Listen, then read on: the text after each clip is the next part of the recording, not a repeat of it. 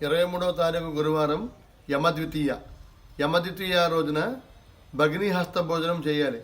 భగిని అంటే తోడబుట్టిన వారి ఇంటికి వెళ్ళి ఆ రోజు ఆమె చేతితో, అక్క చెల్లెల చేతితో ఒక పూట భోజనం చేస్తే మనకు అకాల మృత్యు దోషం పోతుంది.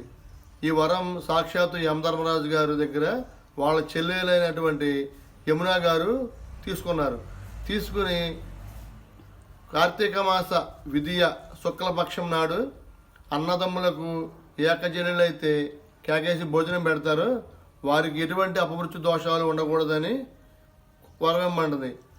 అలాగే ఏ అన్నదమ్ములకైతే అన్నం పెడుతుందో అక్క చెల్లెలు వారికి కూడా దీర్ఘ సుమంగళి యోగం కలగాలేటట్లుగా యమధర్మరాజు గారి చెల్లెలు మెచ్చుకొని అందరికి ఇస్తాడు. దీన్ని అందరూ గమనించి రేపు గురువారం 10వ నెల 23వ తారీఖు అందరూ అక్క చెల్లెల ఇంటికి వెళ్ళి మధ్యాహ్నం పూట భోజనం చేయవలసిందిగా కోరుతున్నాము. స్వామియే శరణమయ్యప్ప. చూసారా, మన సనాతన ధర్మంలో ఎటువంటి గొప్ప విషయాలు తెలుసుకుంటున్నాము.